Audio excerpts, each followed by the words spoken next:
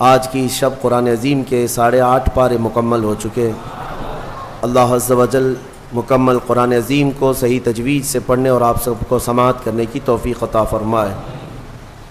سورہ اعراف آج تلاوت ہوئی ہے اور سورہ انعام کا کچھ حصہ۔ 8ویں پارے میں جو خاص سورہ اعراف میں ذکر آیا ہے وہ انسان کی تخلیق کا ذکر، یعنی سب سے پہلے اللہ تبارک و تعالیٰ نے انسان کو جو بنایا، یعنی سیدنا آدم علیہ السلام کو، اس کا ذکر آیا ہے۔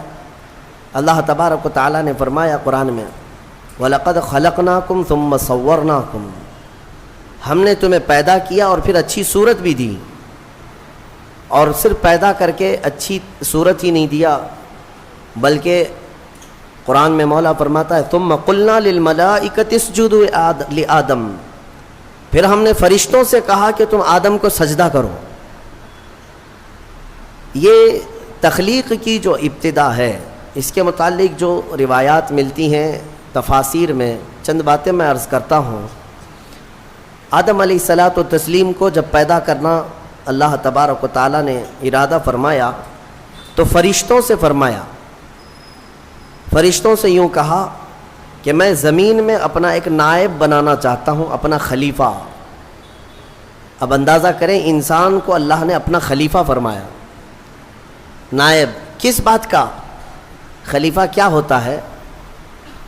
یعنی اللہ تبارک و تعالیٰ کے احکام کو زمین پر نافذ کرنے والا، اسی کو خلیفہ کہیں گے۔ خلیفہ کا مطلب وہ مت سمجھو آپ جو پیر صاحب کے خلیفہ ہوتے ہیں۔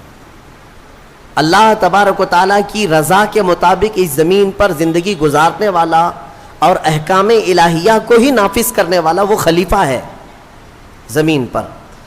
تو فرشتوں سے جب اللہ نے یہ فرمایا تو فرشتوں نے کہا کہ اے رب، تو ایسے کو اپنا خلیفہ بنائے گا جو زمین میں جانے کے بعد قتل و غارت کرے گا، خون ریزیاں کرے گا، فساد کرے گا؟ ہم تو تیری اچھی تسبیح کرتے ہیں، ہم تیری پاکی بولتے ہیں، تیری عبادت تو ہم پوری کرتے، تو انسان کو اپنا نائب اور خلیفہ کیسے بنائے گا؟ رب تبارک و تعالیٰ نے فرمایا انی اعلم ما لا تعلمون، جو میں جانتا ہوں وہ تم نہیں جانتے۔ یہاں سے کچھ باتیں سمجھ میں آتی ہیں۔ فرشتوں کو کیسے پتہ تھا کہ زمین پہ جانے کے بعد یہ خون ریزی کرے گا، فساد کرے گا؟ لوگ تو رسول کے علم غیب کا انکار کرتے ہیں، وہ تو فرشتوں کی بات ہے۔ ابھی انسان کو بنایا بھی نہیں ہے، زمین پہ بھیجا بھی نہیں ہے، اس سے پہلے ہی فرشتے کہہ رہے ہیں کہ ایسے کو تو خلیفہ بنائے گا جو زمین میں جانے کے بعد فساد مچائے گا، قتل و خون ریزی کرے گا۔ صاف الفاظ ہیں قرآن پاک میں۔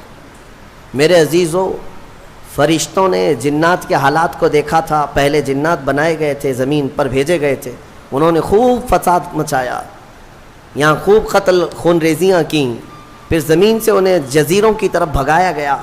تو تفسیر میں کہا گیا ان واقعات کو دیکھ کر شاید فرشتوں نے عرض کیا ہو، اور بعض نے فرمایا اتنا غیب کا علم تو اللہ نے فرشتوں کو بھی دیا کہ انسان کی وہ فطرت سے واقف تھے، اس لیے انہوں نے یوں کہا۔ اب اللہ تبارک و تعالیٰ نے جو فرمایا میں جو جانتا ہوں وہ تم نہیں جانتے، یقیناً حق ہے۔ پھر آدم علیہ السلام کو بنانے کا کام شروع ہوا۔ کیسے؟ فرمایا گیا زمین کی مختلف جگہوں کی مٹی اٹھانے کا حکم دیا گیا۔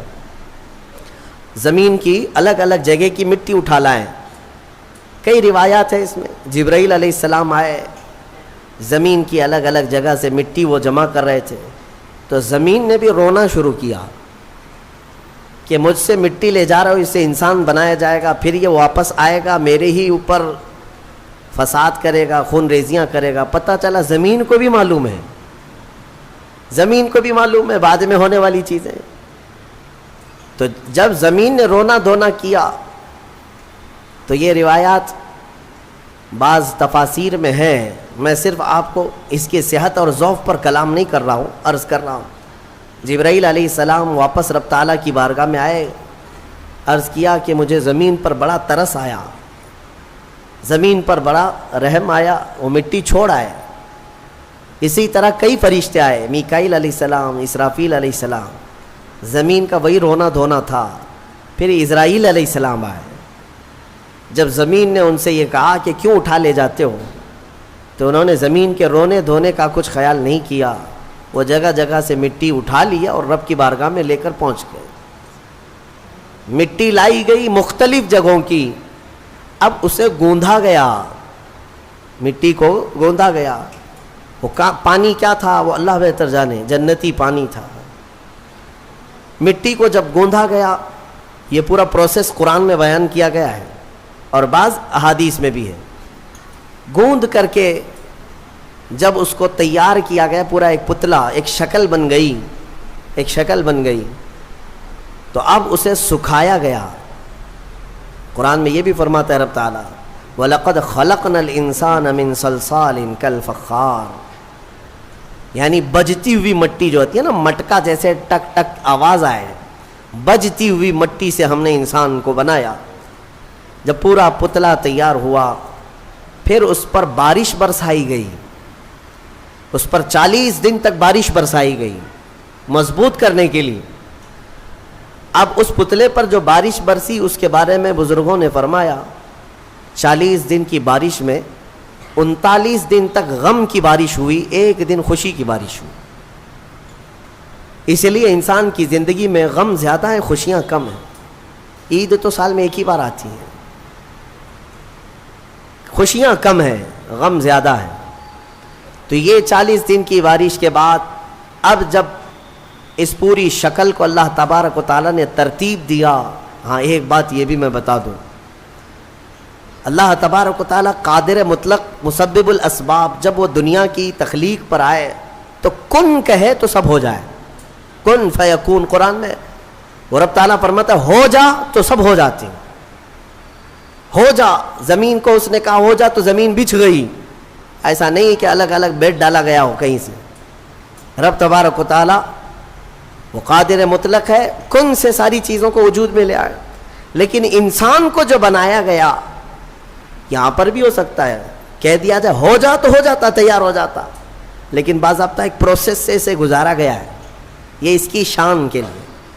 اچھا یہ تو مجھے نہیں معلوم، ہاتھ بنائے گئے، پیر بنائے گئے، پیٹ بنایا گیا، گردن بنائی گئی، سب کچھ تو شکل دی گئی ہے نا، فرشتوں کے ذریعے سے دی گئی ہے.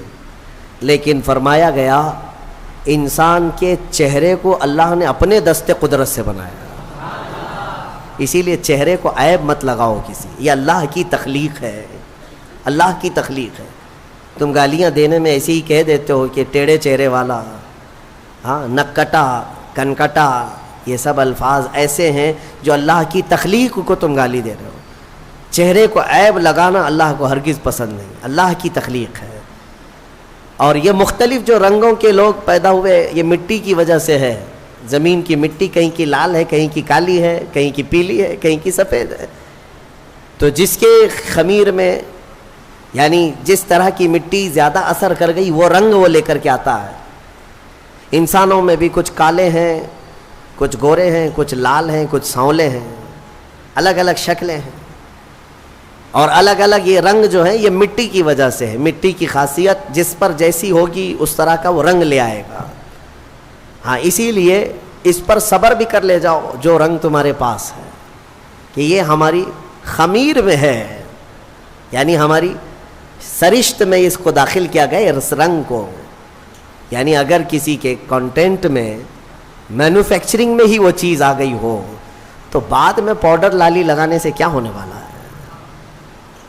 لہذا اس بات کی فکر میں مت رہو کالے ہیں تو میں گورا ہو جاؤں. اور کچھ لوگ ایسے بھی ہیں، میں نے دیکھا ہے انگریزوں کو، وہ نمک والی مٹی لگا کر سمندر کے کنارے ننگے سوتے، تھوڑا کالے ہونے کا شوق ہے ان کو، تھوڑا کالے ہونے کا شوق ہے کیونکہ اجلے زیادہ ہے، اور ادھر کالوں کو گورے ہونے کا شوق زیادہ ہے. اس کا مطلب یہ ہے کہ یہ کسی چیز میں انسان قناعت نہیں کرتا، اسے صبر نہیں ہے، کسی چیز پر یہ راضی نہیں ہے. تو بہرحال اس بات پر راضی ہو جاؤ کہ میرے مولا کی تخلیق ہے یہ، اور اس نے جیسا پسند کیا ویسے مجھے بنایا. بس اس بات پر صبر آ جائے گا. کوئی بھی اپنا چہرہ آئینے میں دیکھے تو دعا بھی میرے آقا نے کیا سکھائی پتہ ہے؟ دعا بھی چاہے کالے آدمی ہو گورے آدمی ہو کسی بھی طرح کے ہو, ایک ہی دعا حضور نے تعلیم دی, ایک ہی دعا.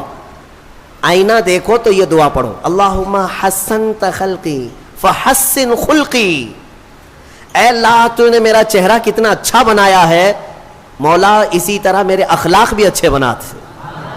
یہ دعا حضور نے فرمائی. تو کیا کالا آدمی یہ دیکھ کر کے دعا نہیں کرے گا؟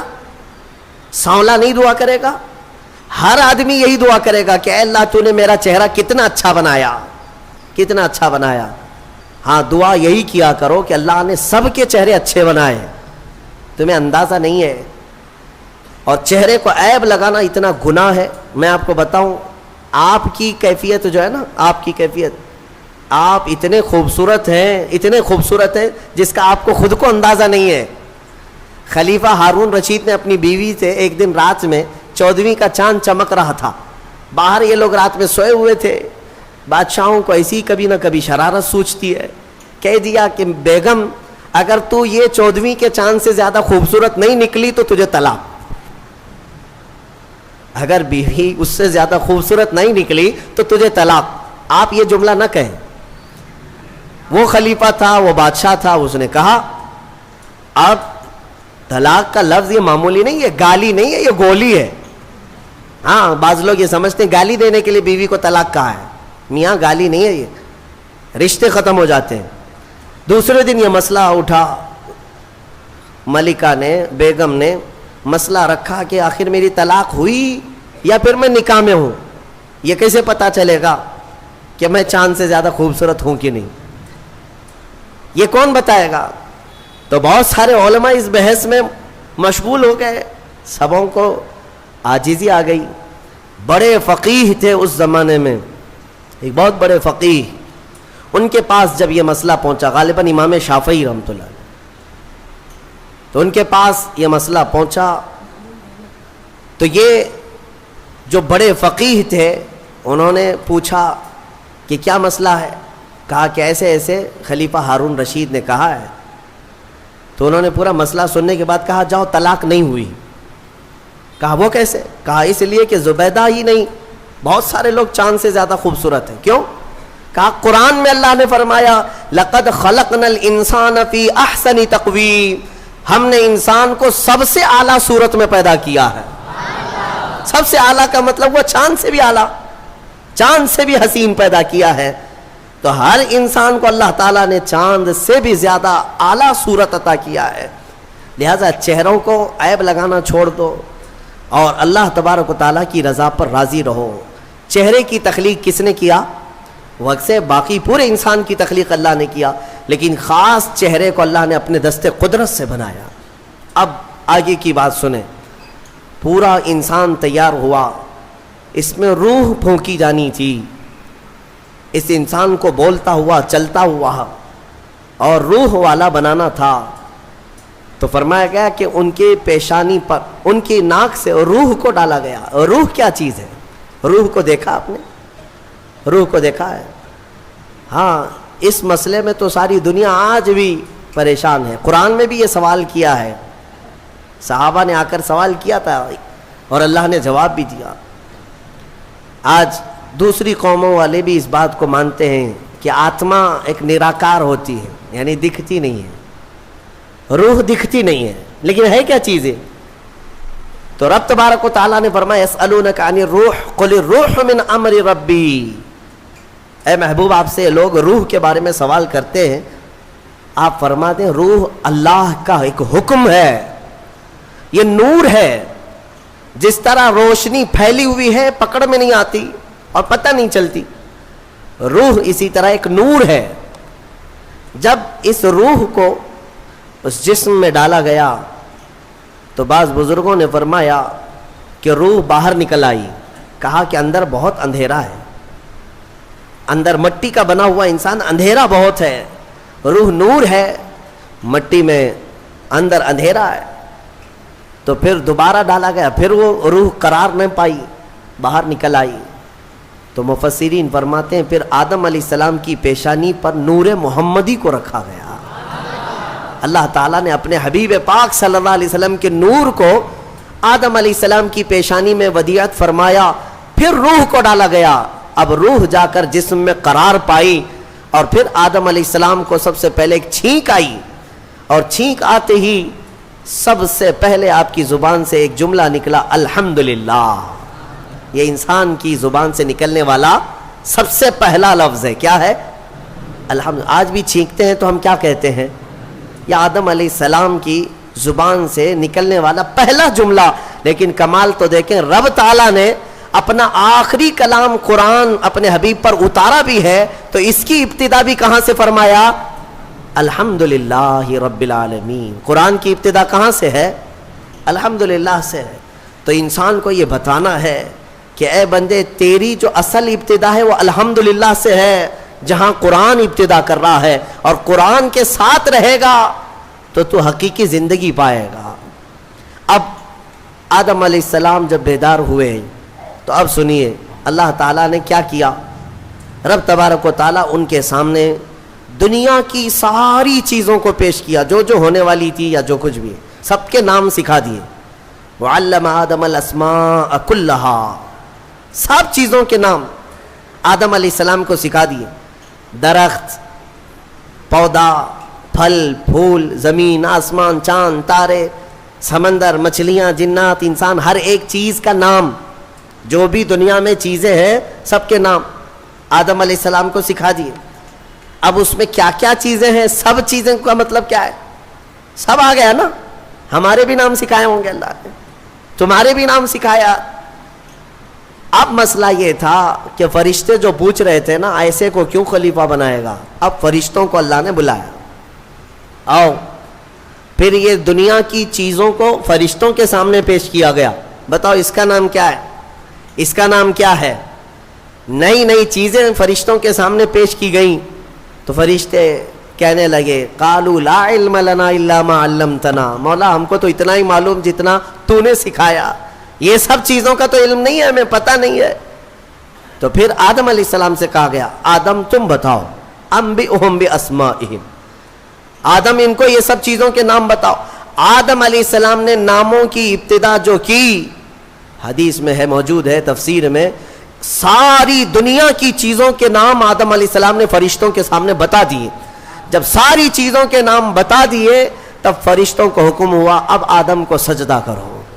آدم علیہ السلام کے سامنے سارے فرشتے جھک گئے، سجدے میں چلے گئے۔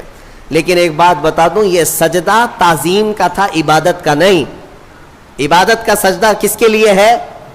صرف اللہ کے لیے۔ سنی جانتے ہیں الحمدللہ اللہ کے علاوہ کسی کو سجدہ جائز ہے؟ نہیں جائز، صرف سجدہ اللہ کا ہے۔ لیکن آدم علیہ السلام کو جو سجدہ کرایا گیا تھا وہ تعظیم کا سجدہ تھا، ان کے علم کی تعظیم۔ اب حکم جو ہوا ہے وہی قرآن میں آج ہم نے پڑھا ہے۔ اللہ نے فرمایا سب کے سب سجدہ کرو، سب سجدے میں چلے گئے۔ پتہ ہے ایک تھا ابلیس جو غرور کی وجہ سے سجدہ نہیں کیا، کھڑا رہا۔ ابلیس کون ہے؟ یہ شیطان جس کا نام عزازیل، یہ کون ہے؟ فرشتوں کو تعلیم دینے کے لیے اس کو مامور کیا گیا تھا، اس کو معلم الملائکہ کہتے ہیں۔ بعضوں نے اس کو فرشتوں میں شمار کیا، لیکن مفسرین کی اکثر رائے یہ ہے کہ وہ جنات میں سے تھا۔ ابلیس کس میں سے تھا؟ جنات میں سے تھا، لیکن فرشتوں کے ساتھ رہتا تھا، اس لیے حکم اسے بھی تھا۔ حالانکہ وہ اللہ کی بہت عبادت کیا ہے، بہت عبادت، اتنی عبادت کیا ہے کہ اس کے سجدے اگر زمین پر پھیلا دیے جائیں تو ایک رائی کے دانے کے برابر بھی جگہ خالی نہیں ہوگی، اتنے سجدے اللہ کے کر چکا، لیکن اس وقت سجدہ نہیں کیا۔ تو رب تعالیٰ نے سوال فرمایا، قال ما منعک الا تسجد اذ امرتک، تو سجدہ کیوں نہیں کیا جبکہ میں نے تجھے حکم دیا تھا؟ قال انا خیر منہ، کہنے لگا اے مولا میں اس سے بہتر ہوں، آدم سے میں بہتر ہوں، خلقتنی من نار وخلقتہ من طین، تو نے مجھے آگ سے بنایا ہے اور اسے مٹی سے بنایا ہے۔ آگ بلند رہتی ہے، مٹی نیچے رہتی ہے، بلند آدمی نیچے والے کو سجدہ کیسے کرے؟ ہاں یہی غرور ہے۔ اب اس سے پتہ چلا کہ کائنات کا سب سے پہلا گناہ وہ تکبر ہے، غرور، گھمنڈ، میں پن، کہ میں یہ ہوں اس کے سامنے کیوں جھکوں، یہ ابلیس کی یہیں سے خصلت شروع ہوئی. اللہ تعالیٰ نے فرمایا تو نے آدم کو دیکھا لیکن یہ نہیں دیکھا کہ حکم میرا تھا, حکم اللہ کا تھا. فاخرج منہا فإنک رجیم, آج سے تو ہمارے دربار سے نکل جا اس لیے کہ تو مردود ہو گیا. راندہ بارگاہ, ہمیشہ کے لیے اس کو مردود قرار دے دیا گیا. یہ واقعہ میں بتا رہا ہوں آپ کو, یہ آج سورہ اعراف کے شروع میں ہی آیا. تو ابلیس نے کہا اے اللہ تو نے مجھے نکال دیا اپنے دربار سے, فرشتوں کی جماعت سے, انظرنی الی یوم یبعثون, بس مجھے قیامت تک کی مہلت دے دے بس. وہ رب تعالیٰ سے ڈائریکٹ چیلنج کر رہا ہے, اللہ سے چیلنج کر رہا ہے, مجھے تو ٹائم دے دے بس. کیا کرے گا؟ کہتا ہے قال رب بما اغویتنی لاقعدن لهم صراطک المستقیم, بس تو مجھے ٹائم دے دے, قیامت تک تیرے جتنے بندے آئیں گے میں سیدھے راستے پر بیٹھ جاؤں گا. ثم لآتینہم من بین ایدیہم ومن خلفہم وعن ایمانہم وعن شمائلہم ولا تجد اکثرہم شاکرین. کہتا ہے میں تیرے سیدھے راستے پر بیٹھوں گا, جو بھی اس راستے سے گزرے گا کبھی میں اس کے سامنے سے آؤں گا, کبھی پیچھے سے, کبھی دائیں سے, کبھی بائیں سے, کسی نہ کسی طرح اس کو اس راستے سے میں ہٹا دوں گا. اے رب تیرے بندوں میں تو شکر کرنے والے نہیں پائے گا. اللہ کو یہ چیلنج کر رہا ہے. دوسری آیتوں میں یہ تک کہا اس نے قال فبعزتک لاغوینہم اجمعین, تیری عزت کی قسم اے اللہ. عزت اس کو بھی معلوم ہے اللہ تعالی, اور قسم بھی اللہ کی عزت کی کھا کر کہہ رہا تیری عزت کی قسم میں تیرے سارے بندوں کو گمراہ کروں گا, سارے بندوں کو گمراہ کروں گا. رب تعالیٰ سے چیلنج کیا. رب نے فرمایا قال انک من المنظرین, جا تجھے ٹائم دیا جاتا ہے, مہلت ہے تجھے, جتنا ٹائم چاہیے پورا لے لے. ٹائم ہی نہیں طاقت بھی دے دی گئی, قوت بھی دے دی گئی. دنیا میں جتنی تیزی سے ایک جگہ سے دوسری جگہ جانا ہے سب تجھے دے دیا گیا, جا بہکا لے. کتنوں کو بہکاتا ہے. ان عبادی لیس لک علیہم سلطان, اللہ فرماتا ہے تو پوری کوشش کر لے, میرے کچھ بندے ایسے ہوں گے جن پر تیرا داؤ نہیں چلے گا, نہیں چلے گا, تیرا داؤ نہیں چلے گا. رب تعالیٰ نے بھی فرمایا تو پوری کوشش کر لے لیکن تیرا داؤ میرے کچھ بندوں پر نہیں چلے گا. وہ کون سے بندے ہیں؟ ان بندوں کے بارے میں ابلیس بھی مان گیا, شیطان بھی مانا, کہنے لگا ہاں ہاں ہے تیرے کچھ بندے. وہ کون ہیں؟ الا عبادک منہم المخلصین, یہ وہ بندے, ہاں مولا تیرے کچھ بندے ایسے ہوں گے جن پر میرا داؤ نہیں چلے گا. وہ کون ہے؟ وہ بندوں کی جماعت کو مخلصین کی جماعت کہا جاتا ہے کہ وہ اگر عبادت کرتے ہیں تو نہ ادھر دیکھتے نہ ادھر دیکھتے ہیں, وہ خالص تیری رضا کے لیے کرتے ہیں. تو جو لوگ دنیا میں صرف اور صرف اللہ کی رضا کے لیے نیک کام کرتے ہیں, یقین کے ساتھ میں کہتا ہوں ان پر شیطان کا داؤ بھی نہیں چلے گا, شیطان ان لوگوں کو نہیں گمراہ کرے گا. مخلصین کی جماعت, مخلصین کون ہے میرے عزیزوں؟ دکھاوے کے لیے کرنے والے مخلصین نہیں, اپنے رب کی رضا کے لیے. یہاں پر ایک روایت ملتی ہے قیامت کے دن جنتیوں کا جب انصاف ہو جائے گا نا, پورے جنتی ایک طرف ہوں گے, ان جنتیوں میں بھی 3 کیٹیگری ہیں, جنتیوں میں بھی 3 جماعتیں. ایک جماعت اللہ نے ان سے فرمایا کہ اے بندو تمہاری بخشش ہو گئی, تمہارے لیے جنت کا پروانہ ملا, تم جنت جا رہے ہو. یہ بتاؤ تم جنتی عمل کیوں کرتے تھے دنیا میں, تم نیک کام کیوں کرتے تھے؟ آج جنت تمہارے لیے ہو گئی نا, پاس ہو گئے. پاس ہونے کے بعد پوچھا جا رہا ہے تو وہ جماعت کہتی ہے اے مولا ہمیں تیری دوزخ سے بہت ڈر لگتا تھا, بہت ڈر لگتا تھا, اس کے ہولناک عذابات, اور تیری دوزخ سے ڈر کر کے ہم نیک کام کرتے تھے. اللہ فرماتا ہے ٹھیک ہے میں تم سے راضی ہو گیا, تم جنت میں جاؤ. دوسری جماعت, ان سے پوچھا جائے گا تم کیوں کرتے تھے؟ یہ سیکنڈ کیٹیگری ہے جنتیوں کی. ہاں تم کیوں نیک کام کرتے تھے, تم بھی پاس ہو گئے.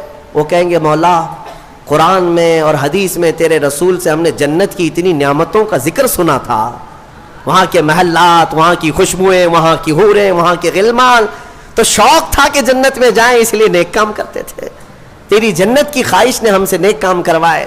رب تعالیٰ فرماتا ہے جاؤ تم سے راضی اور تمہارے لیے جنت ہے, چلے جاؤ. تیسری ایک جماعت ہوگی जन्नतियों की ये लास्ट कैटेगरी है। उनसे पूछा जाएगा मियाँ आप भी पास हो गए, जन्नत में जा रहे हो नेकियों की वजह से, तुम क्यों नेकियां करते थे? वो कहेंगे कि मौला हम न जन्नत के लिए करते थे न दोज़ख के लिए, हम तो खालिस तेरी रजा के लिए करते थे, तू राजी हो जा, बस हमारा मकसद इतना था। तो रब ताला फरमाएगा जाओ मैं तुमसे राजी हो गया और जन्नत में जाओ। वो जमात खड़ी हो जाएगी, नहीं नहीं नहीं जन्नत में नहीं जाना है, अगर जन्नत में जाएंगे तो फिर बदला हो जाएगा, मुआवजे के तौर पर हो जाएगा।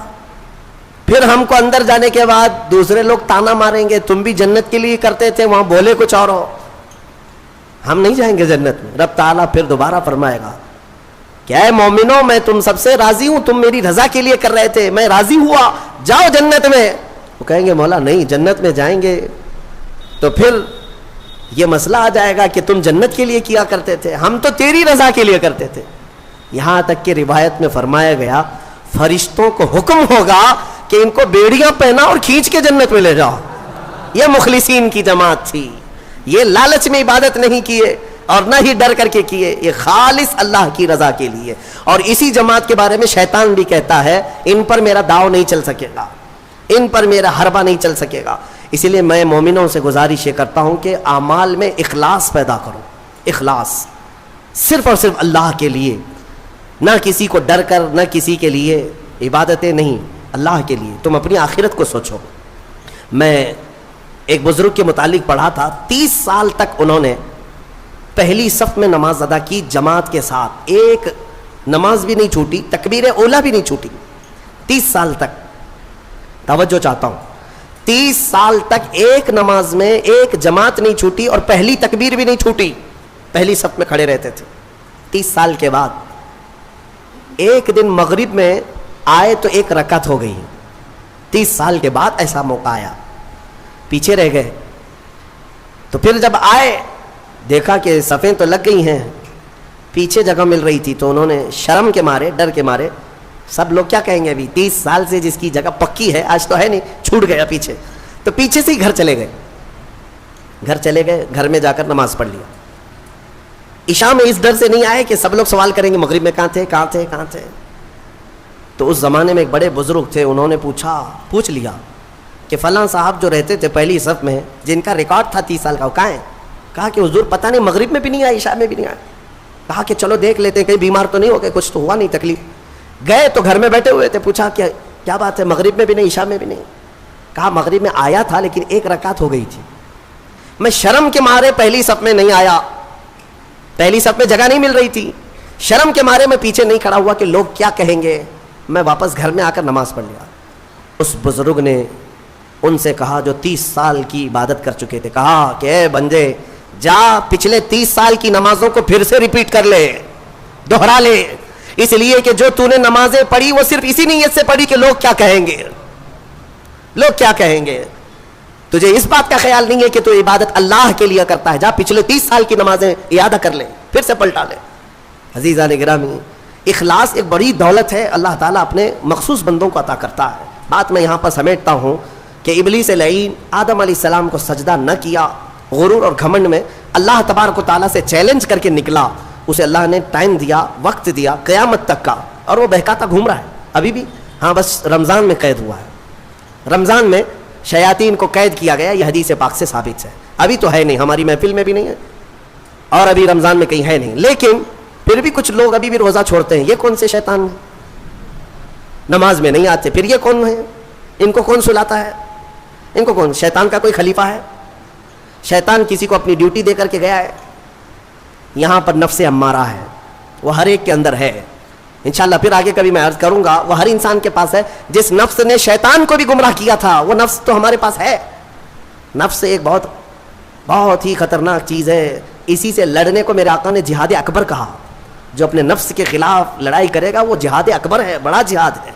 तो बहरहाल आदम अलैहिस्सलातु व तस्लीम की पैदाइश हुई और आपको वहाँ से जन्नत में रखा गया। अब यहाँ पर कुछ बातें मुझे अर्ज़ करनी है, वो यही है कि आदम अलैहिस्सलाम को जब सारी चीज़ों के नाम बताए गए और सब कुछ इल्म दिया गया और फिर जन्नत में रखा गया, जन्नत कैसी है, वहाँ किसी चीज़ की कमी है? کوئی چیز کی کمی نہیں, ساری نعمتیں ہیں, لیکن اس کے باوجود آدم علیہ السلام کو کچھ بے قراری تھی. کیوں؟ اس لیے کہ انسان جو ہے تنہا نہیں رہتا, انسان کو کوئی دوسرا انسان چاہیے. انس سے بنا ہے انسان, انس کہتے ہیں محبت کو, اس کے فطرت میں ہے یہ کھچاؤ, دوسرے کے ساتھ اس کا کھچاؤ ہے, لگاؤ ہے, دوست بناتا ہی ہے, اکیلا نہیں رہے گا انسان. تو آدم علیہ السلام کو جو یہ بے قراری تھی وہ تنہا ہونے کی. پھر ایک دن اللہ رب العزت نے ان کی بائیں پسلی سے کچھ حصہ نکالا اور اس سے ایک عورت کو بنایا گیا, وہ حضرت حوا تھی. ہاں اتنی بات میں آپ کو بتا دوں, آدم علیہ السلام کی پیدائش وہ کس جگہ ہوئی اللہ بہتر جانے, کوئی تو جگہ ہوگی, لیکن عورت کی پیدائش تو جنت کے اندر ہوئی. کہاں ہوئی ہے؟ جنت کے اندر ہوئی ہے. ہاں جنت میں پیدا ہوئی ہے عورت, یہ اس کا مقام ہے, اور یہ جنتی چیز ہے. اللہ تبارک و تعالیٰ نے اس میں جو خوبصورتی رکھی ہے عورت کے اندر, وہ جنت کی کشش ہے. جب حضرت آدم علیہ السلام حضرت حوا کو دیکھتے ہیں, آپ کو پتا ہے حضرت حوا دنیا کی سب سے خوبصورت عورتوں میں سے ایک ہے, سب سے خوبصورت تھی. آدم علیہ السلام ان کی طرف ہاتھ بڑھانے لگے. رب تعالیٰ کا حکم ہوا, آدم تمہارے لیے حلال نہیں, تم اس کا مہر ادا کرو, مہر ادا کرو. مہر دینا یہ جنتی قانون ہے, آج بھی ہمارے نکاح میں مہر رکھا جاتا ہے. آدم علیہ السلام نے عرض کیا کہ مولا میں یہاں کس چیز کا مالک ہوں, کیا چیز مہر میں دوں؟ رب تبارک و تعالیٰ نے فرمایا, آدم تمہاری اولاد میں اخیر زمانے میں میرا ایک محبوب نبی پیدا ہوگا, جس کو آسمانوں میں احمد, زمینوں میں محمد کہا جائے گا. آدم تم اس پر 20 بار درود بھیجو, یہ حوا کا مہر ہو جائے گا. شیخ عبدالحق محدث دہلوی رحمۃ اللہ علیہ نے بھی اس کو لکھا ہے. آپ اندازہ کرو, ہماری ماں کا مہر درود پاک ہے. ہماری ماں ہمارے باپ کے لیے حلال ہوئی تو درود کے صدقے میں حلال ہوئی. اور جس کو درود سے چڑ ہے اسے سوچنا چاہیے کہ حلال ہونے کا طریقہ آدم علیہ السلام کے لیے حضرت حوا درود رکھا گیا. درود کے منکر تو کہاں جائے گا, کہ اپنے ماں باپ کے بارے میں شک کرے گا. آدم علیہ السلام اس کے بعد حضرت بی بی حوا کو چھوتے ہیں, دونوں مزے سے رہ رہے تھے. قرآن میں اللہ فرماتا, یا آدم اسکن انت وزوجک الجنت فکلا منہا حیث شئتما. رب فرماتا ہے تم اور تمہاری بیوی جنت میں رہو, جو چاہے کھاتے رہو, جہاں سے من کرے کھاؤ. جنت میں گھومتے رہو, پھرتے رہو, ساری چیزیں تمہارے لیے اب حلال ہیں. لیکن رب نے فرمایا تھا ولا تقربا هذه الشجرہ, ایک درخت ہے اس کے قریب مت جانا, ایک درخت ہے اس کے قریب مت جانا. اللہ کی طرف سے منع تھا.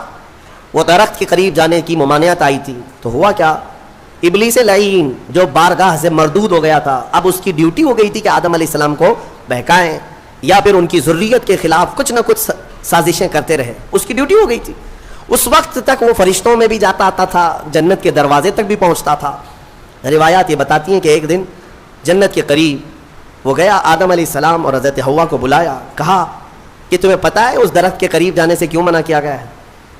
آدم علیہ السلام نے پوچھا کیا بات ہے؟ کہا اس درخت میں ایک پھل ہے, اگر تم کھا لو گے نا, الا ان تکونا ملکین او تکونا من الخالدین, تم یا تو فرشتے بن جاؤ گے یا ہمیشہ جنتی بن جاؤ گے. ہاں اگر کھا لیے تو ہمیشہ کا ہو جائے گا, پکے ہو جاؤ گے. اس لیے تمہیں روکا گیا ہے, کھانے سے روکا گیا ہے کہ تم کنٹینیو نہ ہو جاؤ یہاں پہ, ہمیشہ کے نہ ہو جاؤ. آدم علیہ السلام اس کی باتوں میں نہیں آئے, لیکن اندر آنے کے بعد حضرت حوا بار بار کہنے لگیں آدم علیہ السلام سے کہ ایک بار پھل کھا کے تو دیکھتے ہیں, کھا کر کے تو دیکھتے ہیں. حضرت آدم علیہ السلام نے منع کیا. رب تبارک و تعالیٰ نے قریب جانے سے منع کیا ہے, ولا تقربا هذه الشجرہ. اب یہاں پر شیطان نے ایک لاجک سکھائی ہے, منطق. ہاں قریب جانے سے منع کیا نا, درخت کا پھل کھانے سے تھوڑی نا منع کیا. تو حضرت بی بی حوا نے پھل توڑ کر کے آدم علیہ السلام کو بھی پیش کیا, خود بھی کھائیں. جیسے ہی ان دونوں نے کھائے, قرآن میں اللہ فرماتا ہے دونوں کے کپڑے اتر گئے, لباس اتار لیا گیا, پورا کا پورا لباس اتار لیا گیا. جنت کے کچھ درختوں کے پتوں سے انہوں نے اپنا جسم چھپایا. پھر فوراً حکم آیا اللہ کا, قال اہبطوا, اتر جاؤ تم سب کے سب, تم سب اتر جاؤ جنت سے, زمین پر جاؤ. اس لیے کہ اللہ تعالیٰ نے جس چیز سے روکا تھا تم نے وہ کھا لیا. آدم علیہ السلام کو بھی اتارا گیا, بی بی حوا کو بھی اتارا گیا. جنت میں اور جنہوں نے ان کا تعاون کیا تھا سب کو اتارا گیا, زمین پر بھیج دیا گیا. اور پھر الگ الگ آدم علیہ السلام کو سرندیپ پہاڑ پر جو سری لنکا میں ہے آج, حضرت حوا کو جدہ میں سعودی عرب میں. اتنا لمبا فاصلہ, اور پوری بھری دنیا میں 2 ہی لوگ ہیں, اور ایک ادھر ایک ادھر. رب تبارک و تعالیٰ نے اتارا اور پھر یہ فرمایا ایک مدت تک تم کو زمین میں ٹھہرنا ہے اور پھر میری طرف لوٹ کر کے آنا ہے. آدم علیہ السلام اس بات پر روتے رہے بہت روئے، تقریباً 350 سال روئے. سب سے زیادہ رونے والوں میں آدم علیہ السلام کا نام آتا ہے. پھر ایک دن ایسا ہوا کہ آدم علیہ السلام نے اللہ تعالیٰ کی بارگاہ میں یوں عرض کیا کہ جب میری آنکھ کھلی تھی، سب سے پہلے حضرت آدم علیہ السلام کی روح ڈالی گئی، آنکھ کھلی تھی، تو سب سے پہلے آدم علیہ السلام کی نظر جس چیز پہ پڑی تھی وہ لا الہ الا اللہ محمد رسول اللہ. اللہ تعالیٰ نے اپنے نام کے ساتھ ایک اور نام رکھا تھا. آدم علیہ السلام نے اللہ کی بارگاہ میں یوں عرض کیا کہ مولا، جس کا نام تو اپنے نام کے ساتھ آسمانوں میں رکھا، اس کے طفیل میری توبہ قبول فرما. فوراً رب تبارک و تعالیٰ نے جبرائیل امین کو بھیجا، جاؤ آدم کی توبہ قبول ہوئی، اسی لیے کہ محبوب کا وسیلہ لیا گیا. ہاں، اسی لیے ہمارے امام بریلی کے تاجدار فرماتے ہیں وہ جہنم میں گیا جو ان سے مستغنی ہوا، ہے خلیل اللہ کو حاجت رسول اللہ کی، ہے خلیل اللہ کو حاجت رسول اللہ کی، عرش حق ہے مسند رفعت رسول اللہ کی، دیکھنی ہے حشر میں عزت رسول اللہ کی. یہ اتنا ہی نہیں میرے عزیزو، تمہیں کیا خبر، قیامت کے دن کے بارے میں بھی اعلیٰ حضرت فرماتے ہیں خلیل و نجی مسیح و صفی سبھی سے کہیں نہ بنی. قیامت کے دن یہ قوم کہاں جائے گی؟ سارے نبیوں کے پاس جائے گی. سب کیا کہیں گے؟ میرے علاوہ کسی اور کے پاس جاؤ. ہاں، حضور فرمائیں گے آؤ میں تمہاری شفاعت کے لیے ہوں. اس کو اعلیٰ حضرت فرماتے ہیں خلیل و نجی مسیح و صفی سبھی سے کہیں نہ بنی، یہ بے خبری کی خلق پھری کہاں سے کہاں تمہارے لیے. یا رسول اللہ، کہاں سے کہاں تمہارے لیے، دہن میں زبان تمہارے لیے، بدن میں ہے جہاں تمہارے لیے، ہم آئے یہاں تمہارے لیے، اٹھے بھی وہاں. الحمدللہ حضرت آدم علیہ السلام کی توبہ قبول ہوئی. اس کے بعد آپ کو حکم ہوا حج پہ جانے کا. آپ حج کے لیے آئے. کعبہ اس وقت موجود تھا، فرشتوں کا تعمیر کیا ہوا تھا. آدم علیہ السلام سفر کر کے گئے حج کے لیے. یہاں سے ایک بات میں عرض کرتا ہوں، دنیا کا پہلا حج ہندوستان کی سرزمین سے ہوا. آدم علیہ السلام اسی زمین سے گئے، اور ہمارے لیے فخر کی بات یہ ہے کہ یہ ہندوستان ہمارے باپ کی زمین ہے. ہاں، آدم علیہ السلام باپ ہے کہ نہیں ہے؟ ہمارے باپ کی زمین ہے. الحمدللہ ہم اپنے باپ کی زمین پر قائم ہیں. ہاں، کسی کے باپ کی نہیں ہے. اور فخر سے رہو، خوشی سے رہو. اللہ تبارک و تعالیٰ نے زمین پر تمہیں قرار دیا. آدم علیہ السلام جب وہاں پہنچے تو عرفات کے میدان میں حضرت حوا سے ملاقات ہوئی. پھر اس کے بعد زندگی کی ابتدا ہوئی، اولاد شروع ہوئی آدم علیہ السلام کی. پھر نسل انسانی کا ایک بہت بڑا سلسلہ شروع ہوا، اور اسی نسل انسانی کی برکت ہے کہ ہم اور آپ زمین پر آج موجود ہیں. اسی آدم علیہ السلام کی نسل. ایک اور بات خاص طور پر عرض کرنا ہے، وہ یہ ہے کہ آدم علیہ السلام کہاں سے اتارے گئے تھے؟ میں نے ابھی آپ کے سامنے عرض کیا، کہاں سے اتارے گئے تھے؟ جنت سے اتارے گئے تھے. جنت سے اتارے گئے، اور جہاں سے آئے ہیں وہیں پر جانا چاہیے. اسی لیے کہا گیا انسان کو کہ تیرا اصلی وطن جنت ہے. تیرا اصلی وطن کیا ہے؟ جنت ہے. بچہ جب ماں کے پیٹ سے پیدا ہو کر کے دنیا میں آتا ہے تو روتا آتا ہے نا، دیکھا ہے نا آپ نے، روتے ہوئے آتا ہے. کیوں روتے ہوئے آتا ہے؟ بزرگوں نے فرمایا، خود میرے مرشد گرامی حضور تاج الشریعہ رحمۃ اللہ تعالی تشریف فرماتے تھے کہ بچہ روتا ہوا اس لیے آتا ہے کہ اس کا اصلی وطن چھوٹ گیا. کون سا؟ جنت میں تھی. ہماری روحیں آنے سے پہلے کہاں تھی؟ جنت میں تھی. اصلی وطن جب بھی چھوٹتا ہے تو روتا ہوا آتا ہے. اور اسی لیے شاعر کہتا ہے، شاعر کیا کہتا ہے کہ یادداری کے وقت زادنے تو ہما خنداں بودند تو گریاں. اے انسان، تجھے معلوم ہے جب تو پیدا ہوا تھا سب ہنس رہے تھے اور تو رو رہا تھا. ماں بھی ہنس رہی تھی، باپ بھی ہنس رہا تھا. خوشی میں سب پیڑے بانٹ رہے تھے، جلیبیاں بانٹ رہے تھے، ہیں؟ سب خوش تھے کہ تو پیدا ہو. لیکن تم کیا کر رہے تھے؟ تم تو روتے ہوئے آئے تھے. چنا زی کے وقت مردنے تو ہما گریاں بودند تو خنداں. شاعر کہتا ہے اے انسان، اب زندگی ایسی گزار کر جا کہ جب تیرے جانے کا وقت ہو تو سب رو رہے ہوں اور تیرے لبوں پہ مسکراہٹ ہو. تو ہنستا ہوا جا. کون ہنستا ہوا جائے گا؟ جسے اپنے وطن پر جانے کا شوق ہو، اپنے اصلی وطن جانے کا جسے بھی شوق ہوگا، موت کے وقت اس کے لبوں پہ مسکراہٹ ہوگی. اور جسے جہنم جانے کا ہوگا، خاک مسکرائے گا، خاک مسکرائے گا. وہ تو ملک الموت کی شکل دیکھ کر کے لال پیلا ہو چکا ہوگا.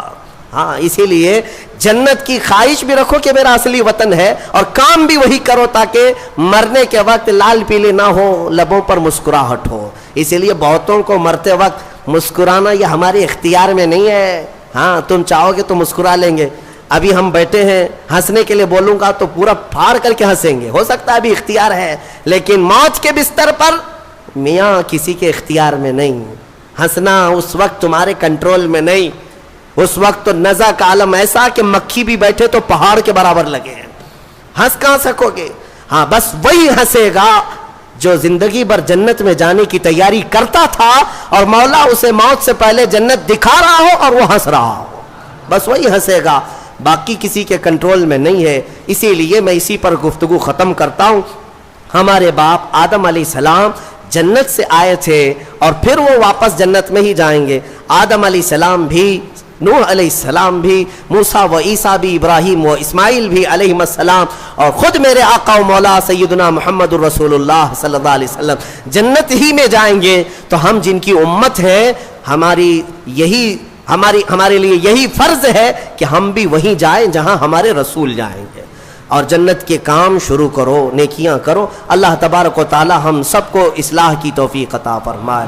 مرنے سے پہلے مولا توبہ کی توفیق عطا فرمائے, جنتی اعمال کی توفیق عطا فرمائے. وآخر دعوانا الحمدللہ رب العالمین. السلام علیکم.